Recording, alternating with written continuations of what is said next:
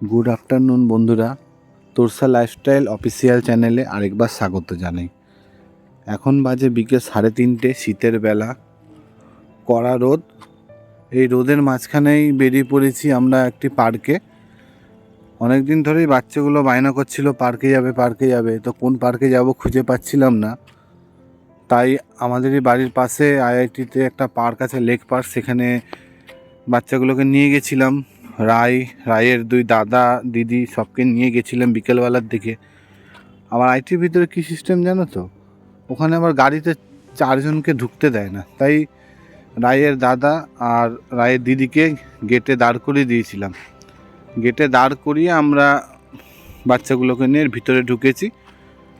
ঢোকার পরে যাই হোক ভিতরে আসলাম। আসার পরে দেখুন এই যে সুন্দর যে দৃশ্য, খুব সুন্দর, বাচ্চাদের জন্য খুবই সুন্দর। আবার এই সামনে যে আপনি গেটটা দেখতে পাচ্ছেন, এই গেটের সামনে কিন্তু আবার মাছ ছাড়া আছে। আমি সামনে দেখাচ্ছি, সামনের ভিডিওটাতে মাছগুলো কোথায় আছে। প্রচুর মাছ, বিশাল বড় এরিয়া।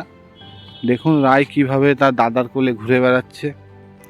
কি জানেন তো, এই ব্যস্ততা জীবনে না সবসময় অফিস বাড়ি করে ব্যস্ততার মাঝে একটু বাইরে সময় কাটাতে বাচ্চাদেরকে নিয়ে বেশ খুব ভালোই লাগে।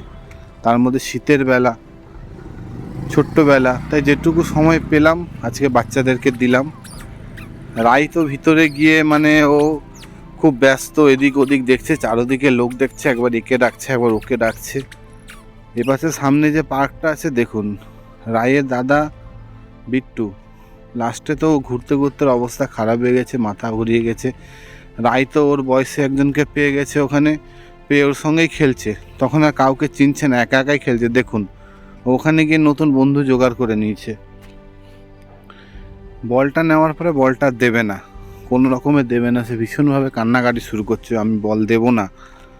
তো যাই হোক, এর মাঝেই রাই খেললো।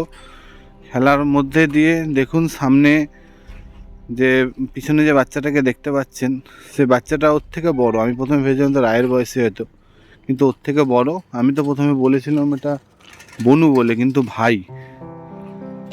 তারপরে যাই হোক, এখানে দেখুন সবাইকে, রায়কে, রায়ের দাদাকে, রায়ের দিদিকে, আরেক দাদাকে এই গোল ঘোড়ার এটার মধ্যে বসিয়ে ইচ্ছা মতো ঘুরিয়েছি। রায় এত বদমাইশি করছিল, দাদা লাস্টকে কোলে তুলে অন্য জায়গায় দিল। এখানে অবস্থা দেখুন রায়ের ওয়েট টানতে পারছে না কেউ। মোটামুটি এপাশে ঘোরাফেরা করার পরে এখানে আপনাদের কিছু গাছ দেখাবো। সামনে গাছ লাগিয়েছে, দেখুন গাছগুলো কত সুন্দরভাবে কাটিং করেছে। একই রকম সব একই রকমভাবে কাটিং করেছে। সামনের দৃশ্যটা সত্যি খুবই সুন্দর। আপনারাও আসতে পারেন, বাচ্চাদের মনোরঞ্জন করার জন্য খুবই ভালো, ছোট বাচ্চাদের জন্য খুবই ভালো জায়গা। বিকেলে সময় কাটানোর জন্য আপনারা যদি এখানে আসেন তো আসতে পারেন। সুন্দর গাছ, জানেন তো, এই যে সাদা ফুল রঙের যে গাছটা দেখাচ্ছে, গাছটার নামটা আমি ঠিক জানি না, কিন্তু বেশ ভালোই লাগলো দেখতে এটা আমার। তো এইটা কাটিয়ে সামনের দিকে আগালাম, ভিডিও করতে করতে সামনের দিকে আগালাম। আগাতে দেখি পার্কে আস্তে আস্তে খালি হয়ে যাচ্ছে। বিকাল হয়ে এসেছিল, সন্ধ্যার দিকে। এদিকে তো রায়ের দাদারা এপাশে ওই যে গড়ানোটাতেই গড়ার জন্য পুরো ব্যস্ত। কেউ আর কোনো দিকে দেখছে না, খালি ওইদিকে আছে। বাচ্চাদের মন তো। রায়কে দেখুন, রায়ের দাদা রায়কে নিয়ে গড়াচ্ছে, একা ছাড়িনি রায়কে, কোনো রকম বিপদ ঘটে যেতে পারে, ছোট তো, তাই ওকে ছাড়িনি। ও তো এখান থেকে নামার পরে আর নামবে না, ও একা একাই ওখানে থাকবে। ওর অবস্থা দেখুন, ও কোনো মতে ওখানে রেগে সামনের দিকে চলে এসছে। ও আর ওখানে যাবে না। ওর বয়সী যে বাচ্চাটাকে পেয়েছে তার সঙ্গেই সে খেলবে, ও অন্য কোনো দিকে যাবে না। লাস্টে রায়ের দাদাকেও দেখুন, ও গড়াচ্ছে।